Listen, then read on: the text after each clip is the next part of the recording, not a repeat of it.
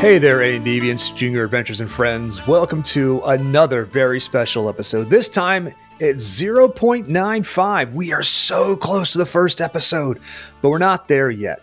My name is MK Gibson. I'll be your Dungeon Master and your friend today. Your friend. I'm author of such books as To Beat the Devil, Villain's Rule, and several others. But with me today is our very special guest and returning player, Emily Kaplan. Emily, please introduce yourself. Hey, hi, I am also your friend.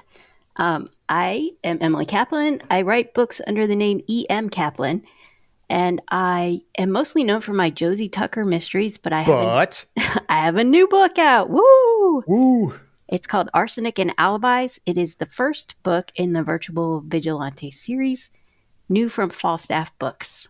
And tonight... What's the tagline? What's the pitch? Hook me good. On the spot. Okay, onesies make the woman. Viv is an internet warrior.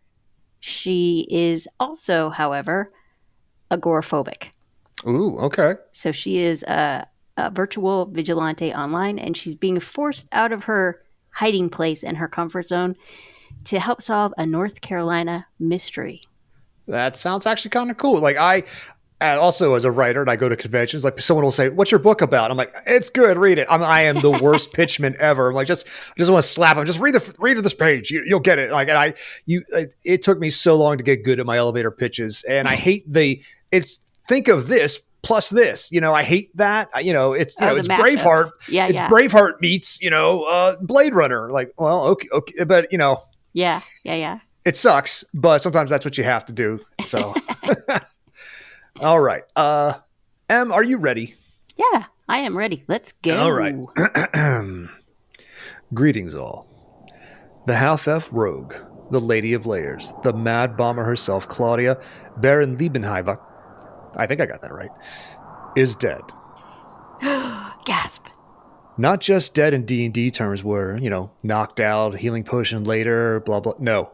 All the way dead. Dead. Dead. 4 times over dead, actually. Having once taken her own life during a time with the Calamity Janes due to a singing incident, and thrice more during an interdimensional battle, fighting for her lives, our dear friend Klaudia is deceased. Now, when she went to that interdimensional battle, it was promised that she would be returned to her native plane of being, and she was. At least her body was. Unfortunately, she was dead. The husk of her exploded corpse returned to the material world, but where did her spirit go? That is where our story begins today, with Klaudia walking the Valley of the Dead alone. Klaudia, you are alone, walking this endless expanse of nothingness. The road before you is identical to the road behind you. The great clouds in the sky almost start to take the shape of forces. You can almost see them. And as you walk down the middle of this road, you feel heat on one side and benevolence and kindness on the other. These great forces seem to just kind of whisper on the wind almost. There is a almost like a battle for your soul going on. Have you been walking here for seconds? Has it been centuries? Time has no meaning here. All you know is that you're going to wander until these forces decide where you belong. And if you really concentrate, you can almost hear them talking. Stop me if you've heard this one. An angel and a demon walk into a bar. They turned to one another and said, if we had a priest, this would make a great joke. This is kind of boring. It is boring. There's nothing to steal. There's nobody to shoot. No. How are you feeling right now? Because what are some of your last memories, Klaudia? What do you have going? Well, first of all, is she wearing anything right now? Well, she has, it's like a spectral version of the clothes that she's always worn. Like, kind of like if you see yourself in a dream, you're always like, sometimes you're naked. Obviously you're in school naked giving a speech. Those suck. But I mean, there are certain elements to you, like, maybe you have a scar, maybe you have a favorite hat, maybe you have a favorite pair of shoes. Like you don't see yourself without that. That's what you have with you. Okay. Yeah. Does Klaudia have a favorite hat? Yes, she does. She absolutely does. So, She's going to imagine herself naked except for the hat. Okay. I can't do that for the sake of the children at home. This is still a fucking family podcast. Right. But for the theater of the mind and for our YouTube fans, they're going to have to imagine. But for now, you and I both know it is like, it's just, you might as well have the Bee Gees song playing as you strut down the middle of the street, little Staying Alive Saturday Night Fever. Yeah, absolutely. Which is perfect for a GM like me because as you do that, that's when the demon appears. Okay. And the angel appears. All right. The powers from other side come to manifest. There is definitely an infernal being to your left and a celestial being to your right, and they are arguing. No, the demon says.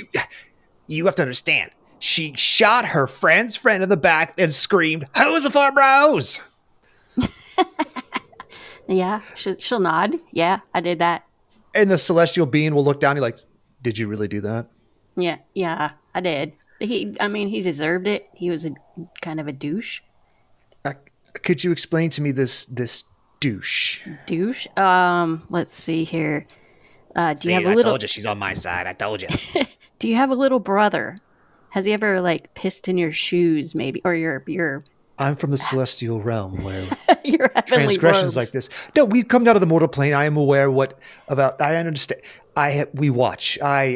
We are aware of your vernacular. So yes, I am aware. I was hoping that you would say, no, I would never do something like, just give me something to work with here. I'm trying to pull you over to our side so you don't go down where it's hot.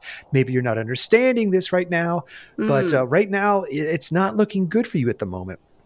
See, this position that I'm in right now, where the one side is warm and the other side is, I guess, one side is hot, but the other side is pleasant. Yes. This is very comfortable for me. Okay. Very comfortable. It's, I didn't know my parents other than some bears who raised me, but I feel like this is what my childhood might have been like with a mom and a dad. You choose which one is which. You say the word bear, there's a rumbling in the ether, like as if the very air around you starts to just tremble a little bit. Okay. Just keep going. Klaudia says, if you don't mind, I'd rather not choose a side, but I'd like to walk straight down the middle. Oh, You're not getting it, are you, sweetheart? there's nowhere to go. It's not about you get to walk. It's which one of us gets to claim your soul and take you to our side. No, you're deadsies. You're deads and gone. Like that whole murder brawl thing you did when you blew people up with dynamite. Hey, I freaking loved it. But you did make people go boom. Now they came back. That's cool. This she did, and she also. I'm sure you saved somebody at some time. Please help me out a little bit here. I'm sure you did some good at some point. Maybe. Yeah, I think I did. I think. Can you name three? This is bald guy named Brandon Thighmaster. I think the one you beat up and pushed off the thing, and you threw dynamite at his face. Yes. Yeah, him. But I did kind of save him at one point from there's some big bad thing flying in the air. Okay. But I really don't have a preference one way or another. Now, if you get a good look at these two, give me either a history. Give me a history roll. Okay. History, where are you? 18, pretty good. 18. You might have been in this afterlife for 1,000 years or 1,000 seconds. You're not sure, but you do recall that because Gib is that kind of dungeon master. These are both tokens that were on the screen during the murder brawl. No, they were there. They saw this. Like both of these creatures, like, oh, wait a minute. There was a big flying, there was an angelic thing that was fighting Silas, and there was definitely a winged devil guy in the bottom right corner of that map flying around causing them trouble. They were there for the murder brawl. Okay. But since they're ethereal beings, they don't die. You're immortal. So Wait a minute. They don't die, but can I? Well, I can't really die again, can I? Am I right now? no, So- not now. Does that make me immortal? No, it makes you a transient soul at the moment. please, can you help us out? Because clearly, like, hey, I can start listing off all kinds of things. Just the fact that she killed her fiance, like, listen, man, there's a list of explosives, things stolen, things changed. It doesn't even know our past. Come on. I clearly have claim over this soul. I can take it down to the pit right now. We'll fashion a nice hat with some devil horns. After, a few centuries of standing in shit, then, then we'll work you up to minor demon. You can torment like people, for being left-handed, little things. And then we'll work our way up. And the celestial angels on the other side is like, no, you should come with me if you could give me reason to pull your soul away from all this, and then you can actually enjoy your afterlife and put away these mortal thoughts and maybe work your way up to like becoming a guardian of some kind and help people out who are less fortunate. Clearly someone had to have taken care of you in your life, right? Maybe. I mean, like there was the angel just hangs. Son of a bitch! I'm really trying to help here. I am so trying. I was relatively loyal to my. Oh, that guy. Okay. I was relatively loyal to my Jane's friends because, I mean, I was technically saving my friend Elizabetta from making a bad choice, but but if I have to choose on hatwear, you both are wearing some pretty spectacular things on your head, and I'm a very big fan of things to wear on your head. But if you're asking, what makes yours so special then? Me? Oh, I'm not special. No, your headwear. Oh. Yeah, this isn't a hat, genius. These are my horns. Look at it. Check 'em out. I'm just a horny devil. Oh. I just feel naked without my hat. There's another rumble in the sky. And Oh, wow. Whoa. Ooh. Big back off. bear. She's mine.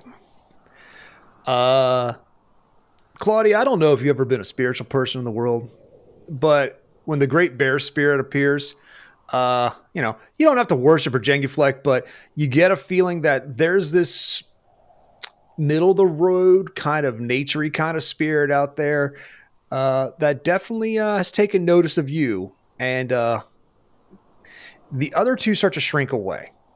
They're not feeling this, so I'm out of here. Klaudia has never felt more seen in her whole life. I figured as much. Wow. Majestic. She's not one for genuflecting or anything, but her dropped jaw on the ground hopefully will serve that purpose. Oh, it does. The great bear spirit looks down upon you and says, bears don't choose sides. Bears are on a bear's side. Is it true that you were raised by bears? Yeah, it was. Yep. And what bear do you wear upon your head? This was, oh gosh, I can't remember now. This was a polar bear that I found. It was already dead, actually, but I just wanted to keep a part of it with me. It makes sense. See, that's what I told them. You don't waste the skin or the flesh of our fallen. If it can help another generation, that's why we give. I have the power to send you back, as long as you're willing to walk the path of the bear. You may live, you may choose your life, you may do as you see fit. It's not often I can do this, but there is a loophole right now. And if I can just push you back into a body. It'll be different, but this is a very rare opportunity that I get to actually have an avatar walking the land, someone walking the path of the bear, truly walk. I mean, I've tried with the druids. Have you ever smelled a druid? My God, so much patchouli, arrogance, pit crystals. It is. I can't with these people. It's just weed jokes and anti-capitalism. I just want them to actually care about. I'm not going to go into that. I'm not going to do that right now. So. Are you willing to walk this path of the bear and take champion up the cause of the bear? But one question. When you say I'm going to be different, am I going to have a penis? No. Oh, okay. Do you want one? Not particularly. I was just checking. I mean, we could try something else if that's what you... No.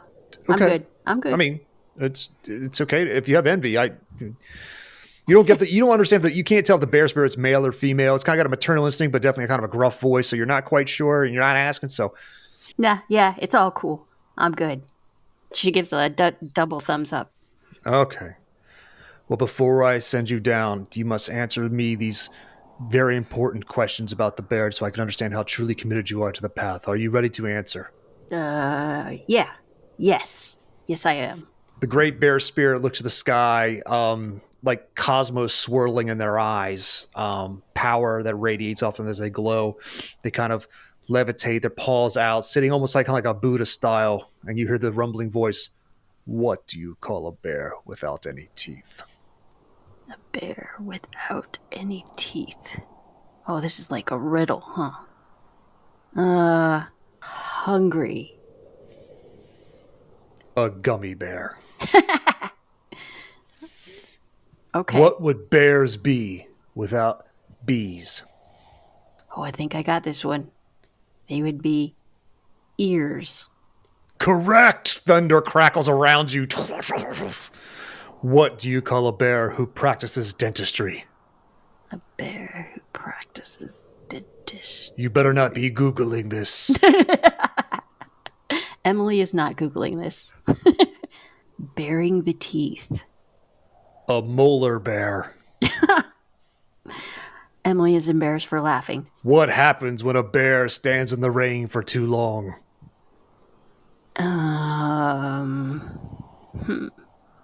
Soggy bear? They become a drizzly bear. Why did the grizzly get fired from his job? Because bears don't have jobs. For the sake of this riddle, and to get you back into a body, I need to know how committed you are to the path of the bear. So far, you've only gotten one answer right. I really work with me, woman. Why did the grizzly bear get fired from his job? Think bear pun for the love of all bear-owned food. He or she was barely there. The bare minimum, but I'll count it. Ah, thank God. Thank bear. And finally, where do polar bears keep their money? In the ice box? Try again. Cold storage? Getting closer. What kind of bank? Polar bear. Think about it. I'm going to bear hell. I don't know, man. I'm just a rogue. I'm not good at solving It's riddles. a snowbank. It's a snowbank. Snowbank. Okay. Well, you got two of them, and you're the only candidate we've got standing around, so fine. I will use my great bear powers and push you back into your body. That was the hardest the hardest trials you could have ever It was thrown. barely tolerable. Ah! All right, little cub. Let's do this. And they slap their big paws together like Mr. Miyagi. Start shaking it back and forth. And reach out and touch you. Clear. And you feel your body jolt. You feel your heart beat. And Klaudia, your eyes open. Whoa. You give me a perception check. Okay. 21. Natural 20. Fan-frickin-tastic. Okay. So I don't have to hold anything back. Klaudia, you open your eyes. You are underground. You can tell that from the coldness, the moisture, the stone. You are something subterranean. There are flickering torches on the lights, and you are laying on top of an altar. There's an empty chair before you, an open book, a bag of stuff. You are naked, save for your bear hat. On the table to your left, there are all types of instruments that look like sewing instruments. Theater of the mind, and put them on the map.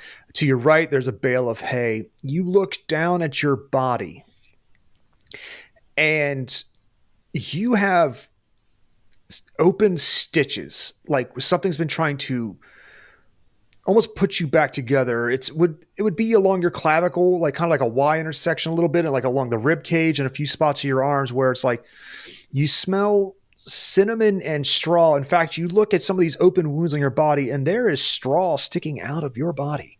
Whoa. And with a natural 20, you think your heart's beating, but it's so slow. But your eyes are open. Okay. You take in a breath, but you realize you don't feel like you need to you don't have to. You hold your breath and you don't panic. Along the walls to the north and the south, there are other bodies laying on slabs, on like those little couches there. Various men and women, elves, a couple of humans, and they seem to be in a similar state, but they are not moving at all. They are dead. They've been stitched up and put together, but they are not moving at all. Whoa. And somewhere to the southeast, you smell a little bit of smoke. You're not sure. Okay. Well, you got a natural 20, so I'm giving you the whole details. Okay. Obviously, what's in the room is what's in the room. It's like, again, it's a large altar-looking place. There's flowers on either side of this tablet that you're on. The room's actually quite, other than the decomposing bodies in the corners, there's a lot of natural incenses and herbs and nice-smelling things to kind of like block it a little bit. Pile of books on the giant rug before you. Feel free to hop up and look around. Well, cool. I can be so kind as I'll stand you up. Yeah, Klaudia is gonna pat herself down and then hop off the table, and she's gonna say, you are naked, and there are some open stitches." Yeah. Do you want to? There, like I said, there are some more surgery kit stuff to one of the tables if you want to try to stitch yourself closed. "Yeah, she." So nobody else is in the room, right? Who No, would answer? There's nothing alive. Okay. Except half, maybe you. She'll talk to herself a little bit then and Okay. be like, "Oh my God, I feel violated. I have definitely been assaulted. Not that my nether regions are sore. They're fine. But I have clearly been washed. I smell like an apple pie."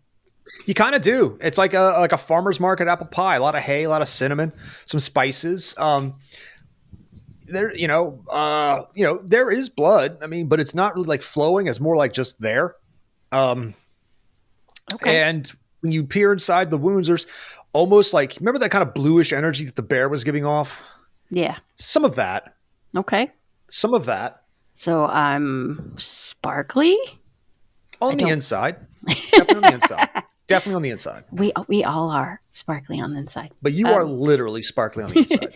Okay, so she would like to get the needle and thread and try to finish sewing herself up. All right, cool. Give me a sleight of hand check. Okay. 21. Really good. It's, if 10 is average and 20 is an expert, you are surgeon-like skill with stitching yourself back together. Now, it doesn't tickle. You still feel pain, which is weird. And there's no anesthetic, so you are out, but you do manage to get yourself over the course of the next 30 minutes or so, all your insides are back where they belong. Okay. Well, the things that are now currently your insides, anyway. No straw sticking out or anything like Nope, that. not that I'm aware of. All right, self. That's just a little secret between you and me. Hopefully, both of us can keep that. Yourself gets it. Yeah, yourself understands. Like your inner self goes, "You got it, sister." All right. Are there any clothes in the room? Let me see. There is a large bag to your southeast, next to the big chair. There's a book to the north from where you're at here. So northeast from you is a book. To the southeast is a bag on these tables on either side of the chair that's facing the altar. Oh, okay. I see it. So she would like to go over to the bag and dig around to see if there are any clothes in there. You open it up, and it's all your old adventuring gear. Oh, sweet. Okay. So she'll put on her whatever the heck she had, light armor, I guess. Sure. And be comforted in the stench that... Oh, yeah. Here's your body is clean, but your clothes are not. This is right. Yeah. This is... But it's a familiar smell, so she's happier now. Remember what I said about the druids? Yeah. Yeah, so yeah, you've your gear is here. Like there's, like I said, this map is just, there's a lot of little stuff. Like there are bodies, like there's like 3 to the north, 3 to the south, 3 to the east. Like when you look at them, like I said, it's similar incisions, similar things, similar everything, except you're the only one walking around. Okay. She'd actually like to check out the bodies just to make sure there's nothing to steal. Sure. They are basically in the same state that you were, so naked, nothing on them. But again, like you'll see these incisions where it's like some of them are a little bit splayed open, so you see organs in some of them, and some of them are like where straw and herbs and what seems to be like some kind of like different poultices are packed in where organs should be, and then someone tried to stitch it up. Mm-hmm. But these bodies remain motionless. Okay. All right. If any of the poultices or whatever, or pouches, whatever, are not tied down, she'd like to kind of take one. No, that's the stuff. It's like stuffed in their body. Are you trying to reach into their body cavity and pull out the goo that's making up like the basically like someone took a poultice with straw and herbs and cinnamon and made a goo ball in the shape of a heart and stuffed it where the heart would be. So it's kind of like a mud and dwaddle organ, but it's like yeah. So if you want to steal that, sure. I mean, if it's small enough to carry with her, she's kind of thinking she might need a spare part for herself. Okay, well, there's a perfectly good bag that's holding your gear down there, so yeah, you can start harvesting like, we'll for your notes, we'll call this like mud organs. It's not mud, but it's like it's this goo. It's like it's a mixture of like, so we'll call it goo organs. How's that? I mean, you never know. You might need a backup. That is true. So yeah, like, you can find a liver and lungs in one, a kidney or something in the other, just sure, Yeah. So she's going to take not enough to like be encumbered, but just like a few spares here and there. Sure. Sounds good. And she will stuff them in her bag. Because as you're looking around, you do kind of like have hints of that murder brawl. And it's weird because it's like, you swore that little guy that put you guys into like that battle arena, like promised that like, you wouldn't have any memory of this, but I guess dying, coming back the way you did, explosively. And I think you broke the rules there, Miss Klaudia. I won. So there. You have a vague memory of there was a rogue who was pantsless for a period of time. That's just like me. There was like, what was his name? Klaus. And there was like you said, there was a bald monk guy and some holier than thou asshole, a robot, a pit of acid. It's a fever dream. Yeah. Weird. I must have eaten something nasty. Fair enough. So she's not really interested in books, but she will take a spin by them and see if there's anything with like gold on it or anything. All right. Give me another perception check. Now this is a new active perception. You're looking for something different here. So okay. 15. 15's pretty good. Okay. So as you spin by, you go by this. We'll say you go by this. You're gonna walk towards the pile of books. You go by this one here first. Yeah.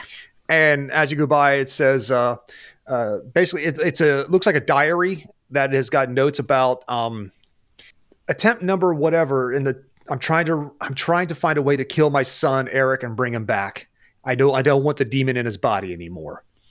The rest of the books are like Necromancy for Dummies, The Undead and You, Lichen is Bitchin'. These weird titles. Some look like they're real titles. Some look like charlatan books, but clearly someone's been at work with something down here and they have been trying like hell. But it doesn't seem that, good thing for you, something worked. Yeah. Well, she'll say, this just looks like a pile of garbage. Not really interested. I just have to find out what happened to me, and she'll walk right by the books. Yep, fair enough. Like anything that might actually have the answers, walk right by them. I'm good with that. That's the kind of playing I enjoy. All right. So there seems to be a pathway sort of out of here to the southeast, because you rolled so well earlier when you're checking out the room. So okay. Southeast. Here we go. This way. You walk by a bunch of the barrels. The barrels seem to like, if you check them out, they like, there's like fresh, foodstuffs in there. Some's got like, salted, like some is like salted things to preserve. Some are full with bread. Some has got some cheeses in them, things like that. Oh wow. So she doesn't feel hunger. Is that correct? Or she doesn't feel hungry? Yeah, I mean, you don't feel hungry. You want to try eating? No, but she recognizes that the food might have value to other people, so she would like to take a little bit. Okay, sure. Probably the breads and the cheese is easy. So otherwise, you're gonna like the pickles stuff and brine's gonna soak all your shit down. And you already have like a muddy. You already have like a goo heart. Like a straw goo heart and a few other things. So I'm sure you found enough cloth in this place. You could probably wrap it so it's not too gross. But yeah. Okay, so bread and cheese. Bread and cheese. We're gonna make grilled cheese sandwiches. Okay. All right. There's a stone door to down to your southeast there. She will just stroll through without checking. Well, for traps. you try to but it is locked. Oh, locked. Yeah, it's almost like a crypt where someone's trying to perform undead rites might actually have some security. Weird. Who's gonna want to get out? Oh, I guess I would. Right. I assume as a rogue, I assume you still have lockpicking skills. Yes. Give me a what is it? Sleight of hand with a lockpick. Yeah. So just a sleight of hand. Like your old skills start coming back. Yeah, that's fine. This is like it's a TED. So yeah, easily it opens up and you step out and there's another wooden door that seems to be now this. You look around. You in between these spaces when you step through. Mm-hmm. This is definitely some kind of underground cave. It doesn't seem to like go anywhere as a half elf because the light seems to be only inside that room. So once you step out here, but with a half elf, you can kind of see it's just an underground cave. There's some moisture, some water, like small, like crappy puddles, but this doesn't seem to go anywhere. It's an enclosed underground space. Okay. If you want to go through the wooden door, this one is unlocked. Okay. Yeah, she would. And she pauses for a second because she has this weird flash of having thrown herself into like a grate or a sewer, but she's like, I don't know what that was, and just brushes it off. Okay. And goes through. Okay, go on through. Do you want to climb the there's only one thing in there. There's a light and a ladder leading up. We're going up. Fantastic. You climb about 18 to 20 feet up and you see a hatch above you. It's one of those like flip open style hatches. Do you give it a shove? Yes. There's something on top of it. So give me a strength check. Athletics. Give me an athletics roll. Okay. Athletics. 23. Jesus. Wow. Okay. Well, yeah. Thud. I mean, like whatever was on there, you pumped it pretty good and it slid off. So there's a slight sliding sound as the hatch opens. Like there was something on top of the hatch and then something else that kind of gets pushed out of the way, which will take you to the new map. Okay. She's fairly certain it's a body. She feels like it has to be. It's almost like we've played this game before. Yes. So yes, there is the hatch you step out of. Nice. This looks like a burnt out boarding house. Huh. It is or was not bad, but fire at some point. And here's the thing. It's still relatively fresh. There's still some heat coming off of it. It might be like, I don't know. I feel like maybe the next morning because something burnt this and burnt it recently. There are 2 charred corpses directly to your east there. Okay. If you zoom in, you'll see like that. There are 2 bodies laying right in those squares. Yeah, definitely two corpses to your east there. And give me a perception check. Okay. She's like, did I do that? I might have done that. 10. It's not hard to miss that there, as you look on the map, there are little tiny bloody footprints that are not adult sized, leaving what looks like the epicenter of if the fire started, this is where it started. And as it burnt outwards and little bloody footprints leaving, going through the front door. Wow. Okay. She despite them being very tiny, she's still not 100% sure she's herself. So she would like to measure her foot against the footprints. Fantastic. Now I understand how tall Emily is in real life. How tall is Klaudia? How tall Emily is not in real life. Klaudia's average height for a humanoid. Okay. So let me see. And you're a half elf, right? Yes. All right. So these are a little smaller than yours, but not by much. Maybe the elven equivalent of like a 9 or 10-year-old, maybe. Okay. You're an adult. You're an adult half elf woman. But it's not far off. But it's just a little bit smaller. Not quite a match. All right. She's gonna assume it was not herself as a child a long time ago. Fair enough. I like that. Yeah. But also, she's standing on some kind of rug, and I just want to make sure it's not a bear. No, it is actually like a dire elk. Nah. Okay. Actually, I gave it to you. I could have made you done a nature check, but for the sake of it, like, this is some kind of ungulate. This is either a giant deer or an elk or something like that. So you're fine. Okay. Yeah, she's not bothered, but she is kind of bothered by the smoke and the warm flame. She's feeling a little itchy under her skin. I understand. She's thinking maybe she needs to a scarecrow, like fire bad. Get the heck out of Dodge. Fair enough. So you head out to the front door. Yeah, is that over this way? Yep. Yes, ma'am. All right, okay. Cool. She's gonna take you to the next map. Oh wow! Look at me cruising through. Whoa! No, you're fine. Look at that. So you step outside in this fresh, lush air and like breathe a little bit better. And you look back and this halfway house or this boarding house is definitely like it's, it is still smoking in the morning sun. It is whoever did this must have been a horrible person because. Clearly, there are 2 bodies inside that were caught inside the fires. And you stand there in the morning sun, and there is a signpost pointing towards the town of Galahad, in a particular direction. It seems like the nearest town. Okay. Are there any people around? No. There are some tracks. If you want to give me either investigation roll or survival roll. Yeah. I'll do investigation. Okay. She rolled a 15. Okay. You get on the ground, you start checking it out. You're looking at it and you're taking it in, and you're like, based on the time, looking at it, I mean, you've lived off the lands for as long as you have. This isn't your first rodeo, and you're checking it out, and like appears to be the footprints of an adult elven male came in at some point to the house. Then tracks lead out and away. But then there's a second set of tracks that are barefoot, smaller tracks, following the adult elven males towards the town of Galahad. So they're both going in the same direction. Yeah. Yeah. Well, at least that's what's happening. Like it started because the kids' prints, the young prints were bloody at first, and they start to dry up and become kid prints again. But they're definitely following. So it seems like some elven male at some point the night before was the freshest because a little bit of moisture came to the house and then left roughly the same time. The kids' prints are a little bit fresher. So someone came in last night and left, and the kid left shortly thereafter, maybe just before you woke up. Who knows? Okay. Just in case there's anyone in hearing distance, she's going to point to the house and say, wow, that's terrible. I definitely did not have anything to do with that.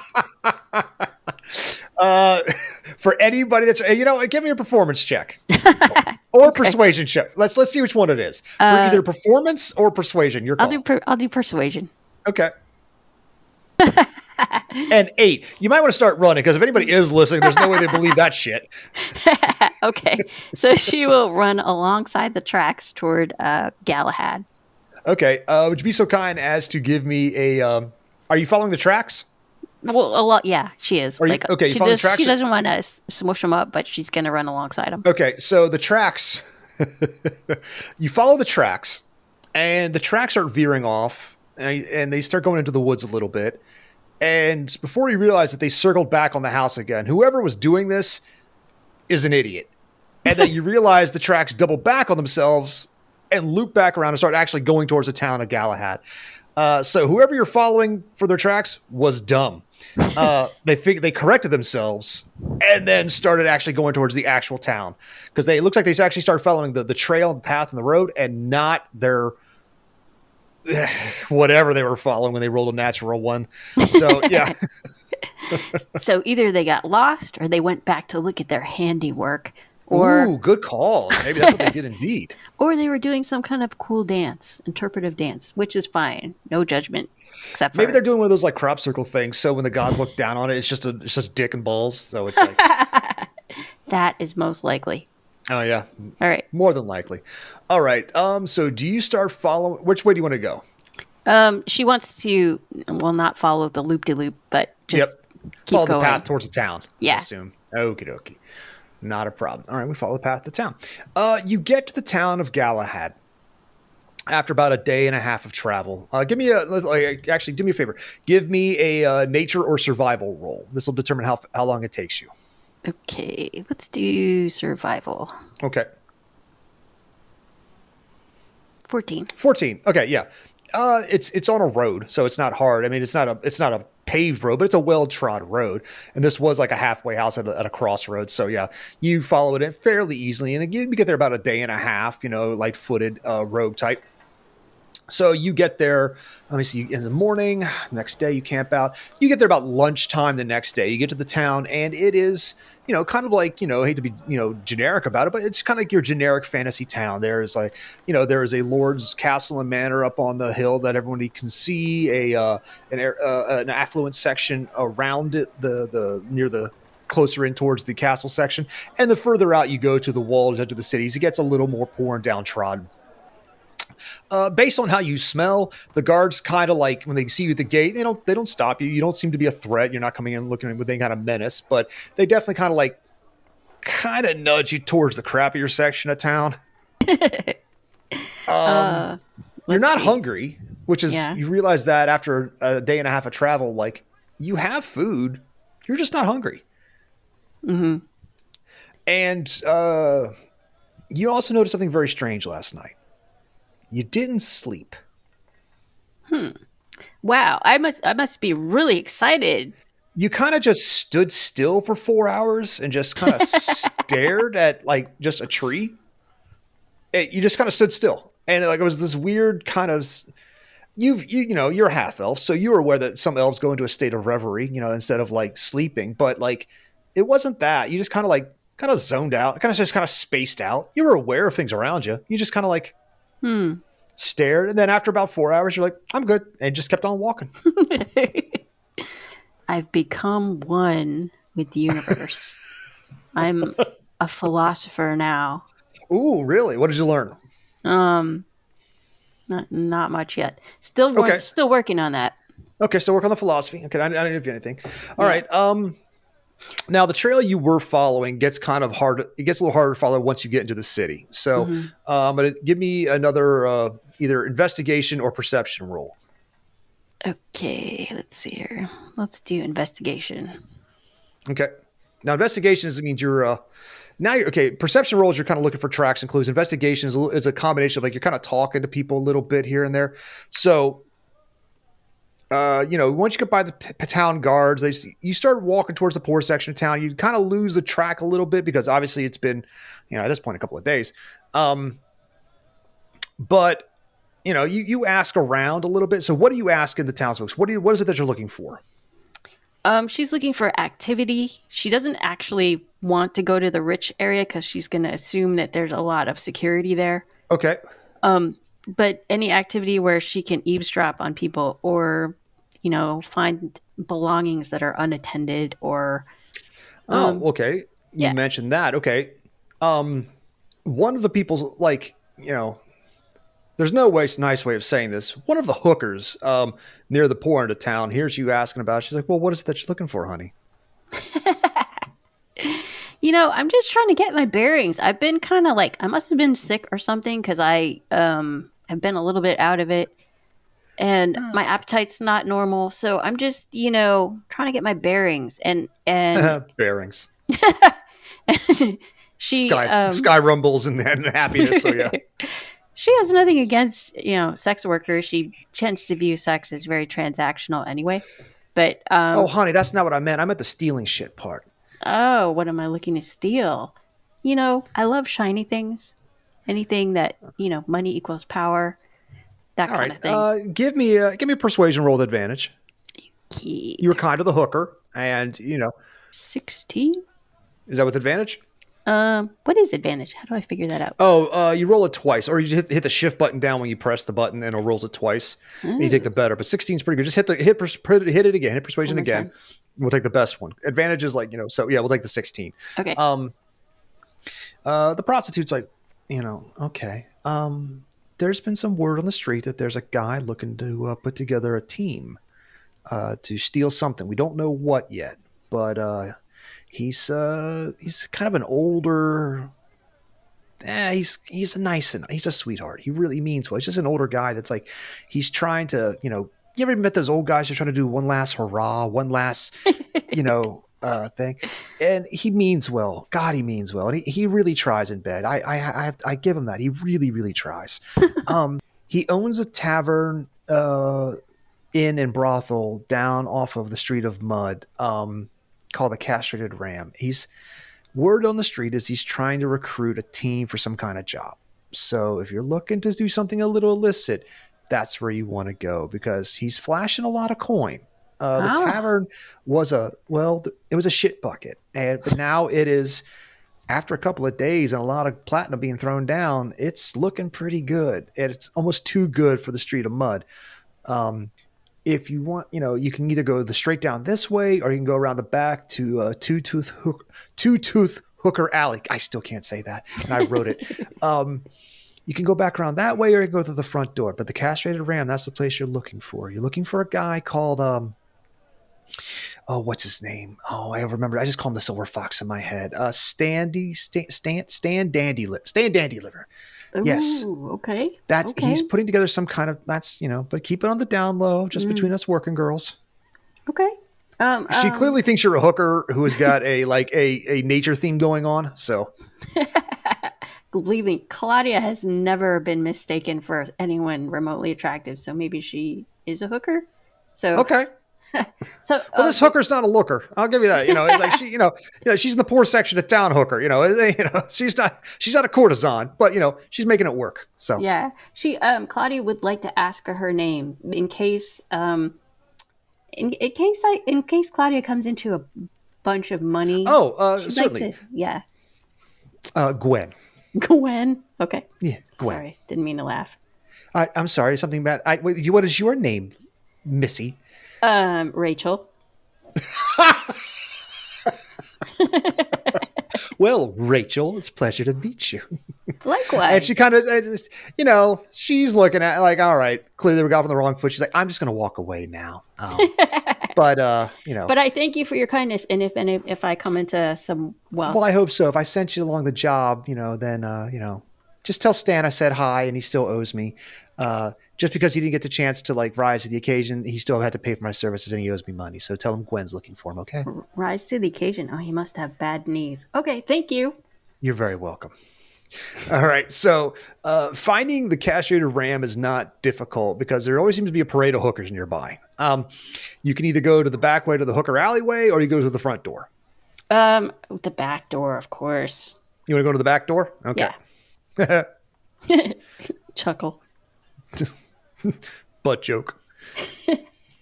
All right. You come down the Two Tooth Hooker Alley. Got it right on the first try.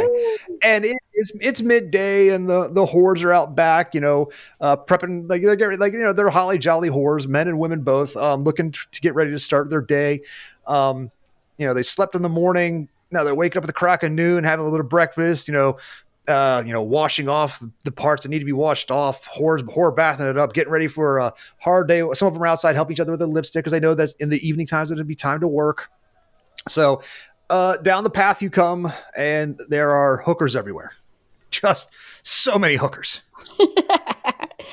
Klaudia will, despite going to the back door, she will not be very stealthy about it. She'll just say, "What's up, hoes?" And they almost give you the yo, what's up? Like the H sign, kind of thing. Like, yeah. Oh, I love that, darling. I love that outfit. Like, are your clients like rough play? What's the deal with that? Does the hat stay on? How does this work? Hat always stays on. Okay. No matter what. Yeah. Oh wow. Okay. Ooh, nice. Do you bring your own lube? We have duck fat and goose fat for certain things, or is it just do you? because you have a vibe about you, and I think I like it. And I think this kind of cosplay thing is going to take off very soon. Klaudia said, I have no idea what you're talking about, but I am looking for a guy named Stan. Oh, are you one of the new girls? Definitely new. And yes, I'm a girl. So I guess, yeah. Oh, they point you straight towards it there. Like, you can go right. If you're trying to apply for the jobs, because they are upgrading their brothel, the lead madam, Rosy Cheeks is who you want to talk to because she's hiring. But you can't go into the back door unless you actually have like employment there. So you have to go around to the front. Oh. So you can't go in unless you have a job, but you have to get in to get the job. Yes, that's how jobs work. You go to the front, you get up, apply, and then you get access to. Yes, just what you. Yes. The universe is weird and unfair, but okay, I will take your advice. And all you have to do is walk around the hedge around the corner. It's not that go hard. Around the front. It's literally, it's not just walk around the side of the building. Okay. Is there anything else you want to do with the hookers? Or you want to go to the front door? She'll say, thanks for the nips or tips. And thanks for the nips. Nice. And then we'll go to the front door. Fantastic. All right. You go to the front door and there's massive renovation going on. There's workers outside. It's cleaning the whole establishment up. It's starting to look like it does not belong in this section of town, not compared to the alleyway. You walk into the front door. Let's drop you onto that map. And the first thing you see is, you want to zoom that map back a little bit. Yeah. Easily a 5, 10, 15, 20, 25 foot, almost 30 foot long dire bearskin rug on the floor. Wow. Uncle Charlie, is that you? You feel that arcane Ursine energy inside you. This is your first step. The one who killed me sleeps upon the bar, or killed one of my, not me. Blah, blah, blah, rewind. Blah, blah, blah. One of the ones that killed one of my children sleeps upon that bar. Finish him. Whoa. So my first step is supposed to be roughly on his head, I think. He said, take my first step.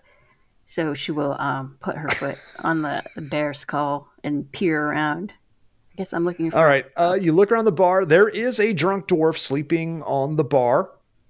There are, if you zoom back a little bit. Yep, there we go. There's a drunk dwarf on the top right bar. There is a very strong-looking woman who seems to be both the bouncer and the cook behind the bar, prepping for the lunch rush. They know some people will be coming in very soon. The doors are like this. They just recently opened. He's usually the first person in there, and there's a lot more whores towards the south end of the wall, just kind of like waiting for clients to come in. So, how strong does Klaudia feel compelled to follow the whatever maybe voice that she just heard? Or that's on you. It's not your god. You're not a cleric. You're not a warlock. A bear spirit did give you life again.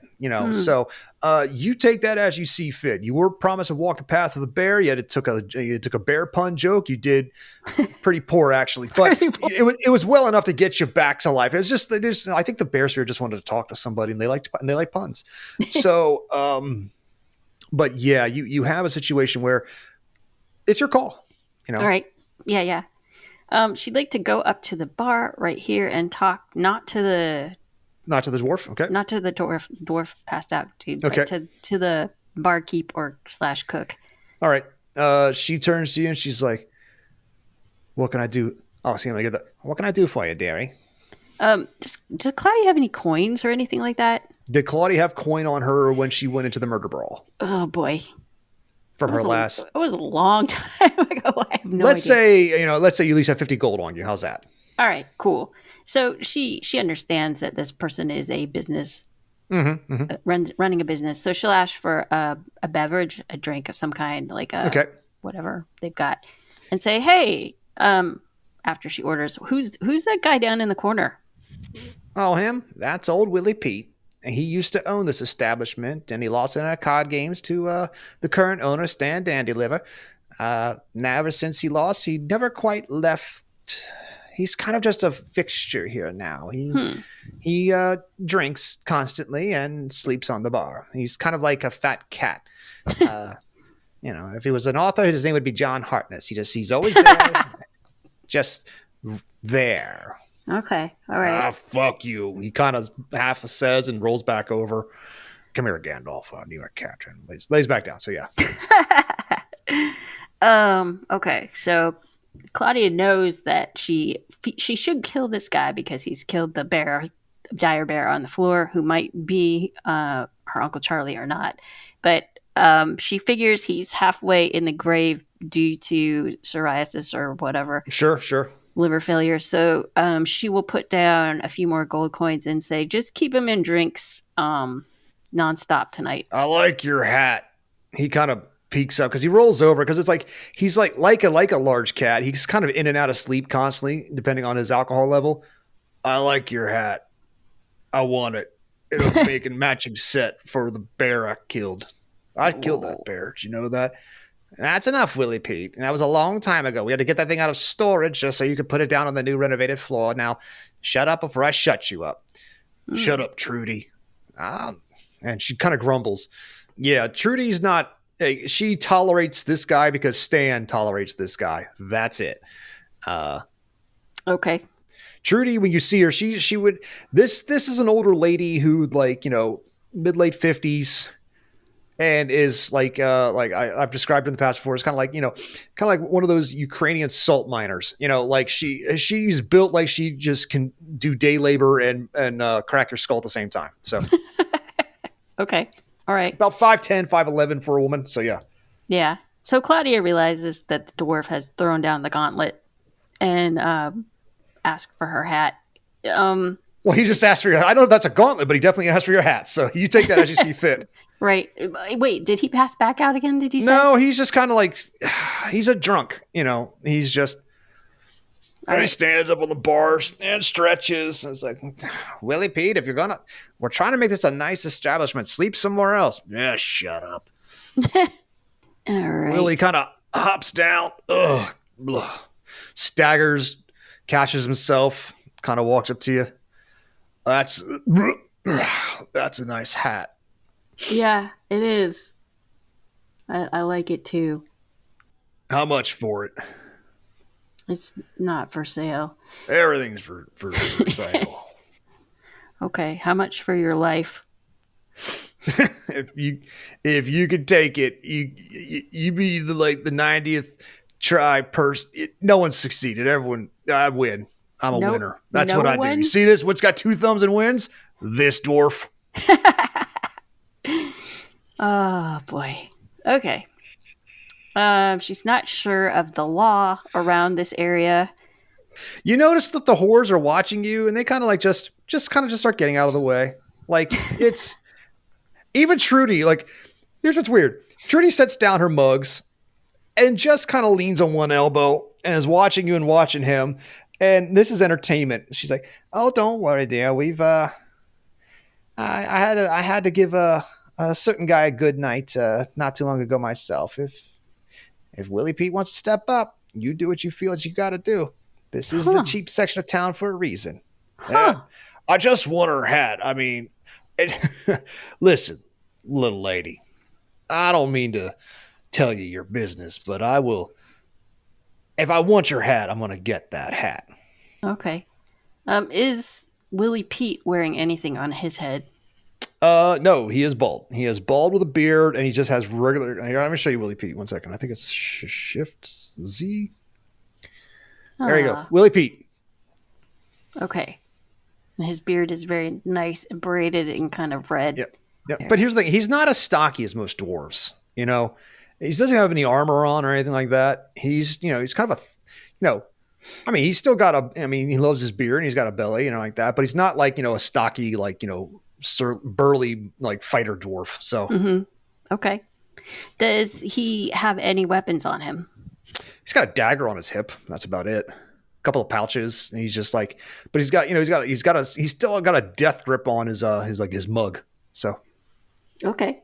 All right. So Klaudia will sidle up to him and run her fingers down his, I guess, chest and say, Willie Pete, do you live up to your name? Yes?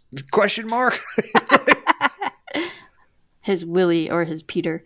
Okay. So she will attempt to steal his dagger. Okay. Yeah, again, okay, give me a sleight of hand roll. All right. No whammies. Let me check against his perception check. He's got a +2 to his perception. Let's see here. He's got a 15. You stole his dagger. Okay. Cool. She will hopefully. Now, good thing you don't need to breathe, so you're not. But like, there are a lot of many fumes of alcohol and vapor coming off this guy. Yeah. If you, out of habit, if you accidentally breathe in, you will smell it. But again, you don't need to breathe. Excellent. That is good. Although bad smells have never really bothered her because she usually doesn't smell that great herself. But she would like to, in one hand, hold the dagger. Okay. And in the other, stroke his beard and attempt to slice his beard right off. Okay, go for it.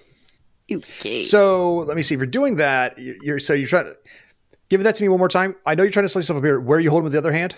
The end of his beard. Oh, I see what you're trying to do. Got it. Okay.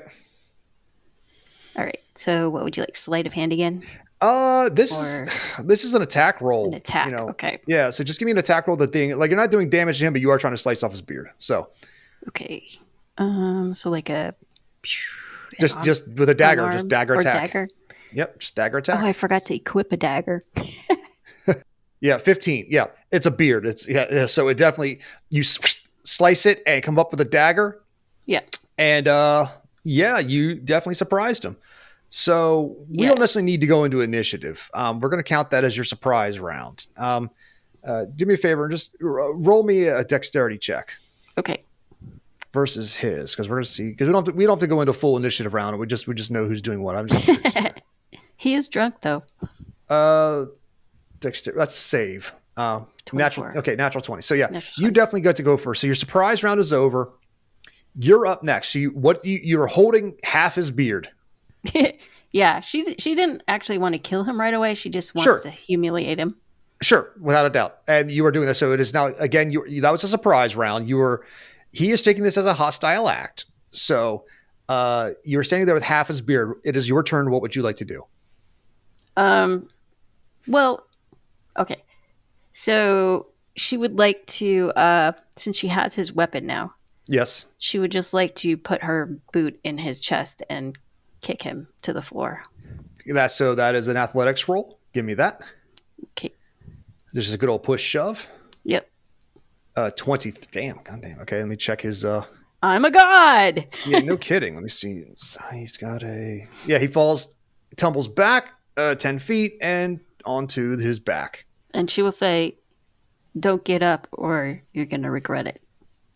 Willie Pete looks at you and he smiles and he casts Fireball. And let's see. I don't like that laugh. It could mean something bad. 18 plus 23, 20, natural 1. Does a 15 hit you? I am armor class 14, so that hits. Miss. So 3 hit. So can I dodge, or is that too late?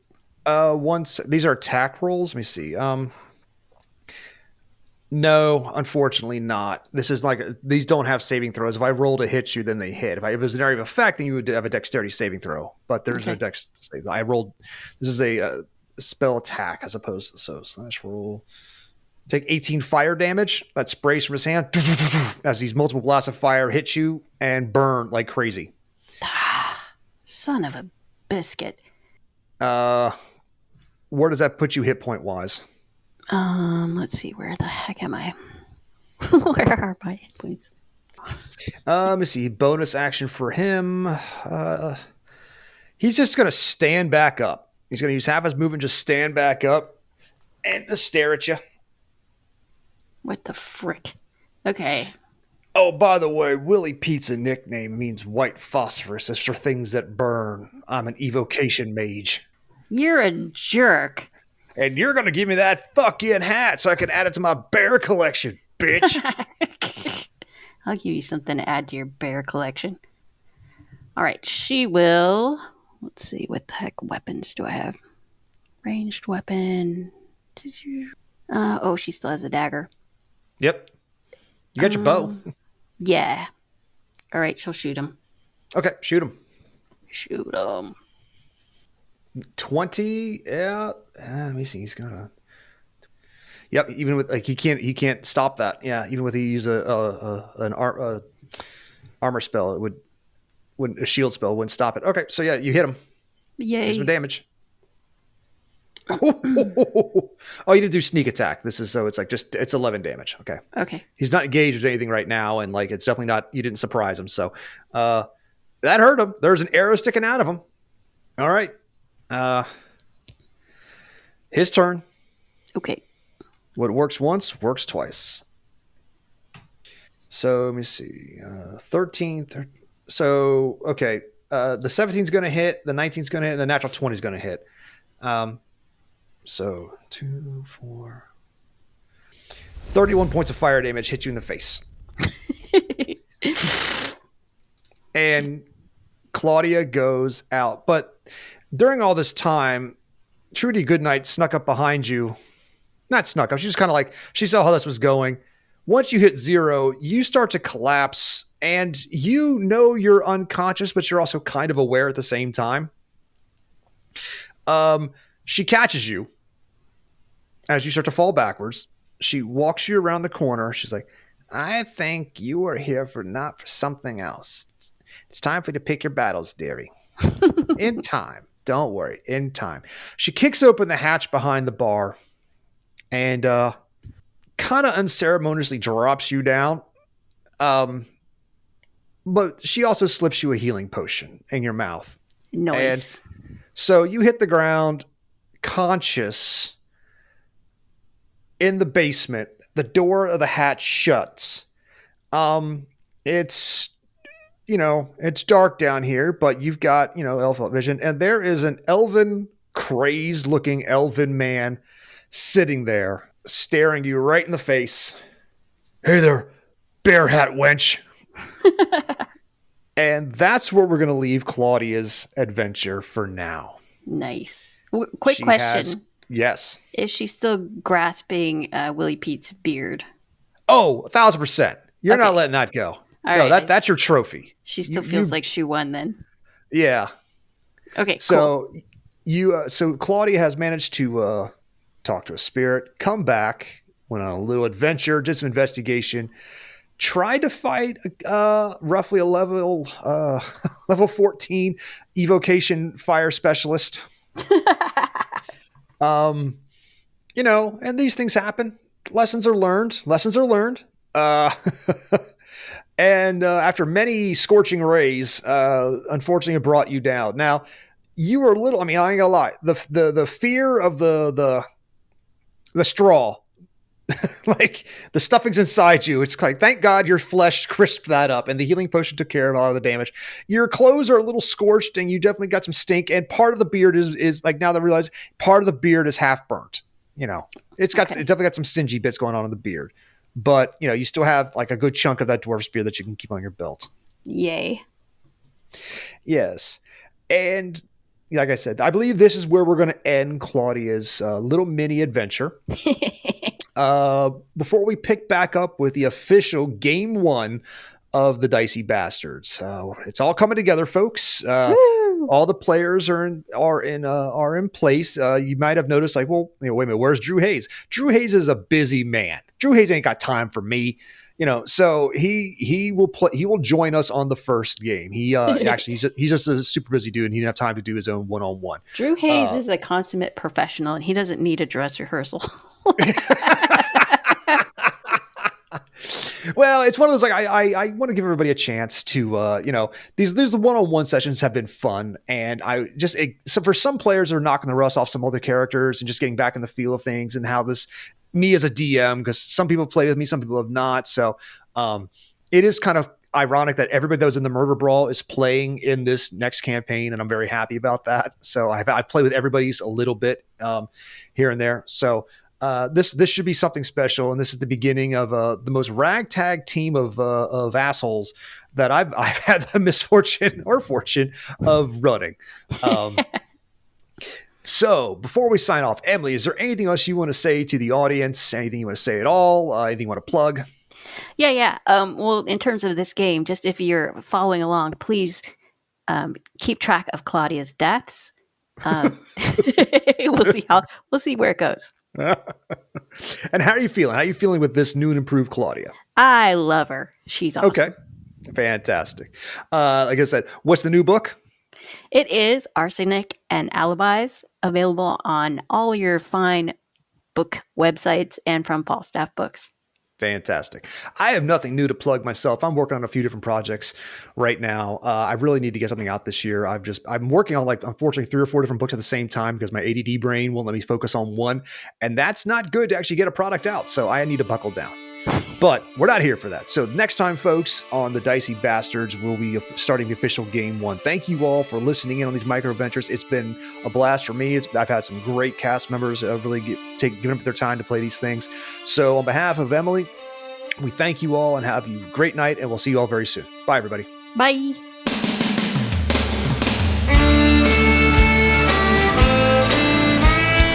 You've been listening to Dicey Bastards, brought to you by Authors and Dragons, the channel by Geeks for Geeks.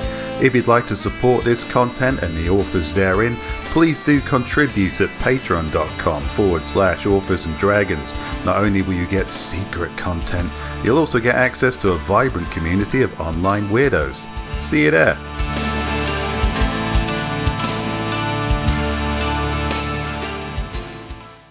What's up, hoes?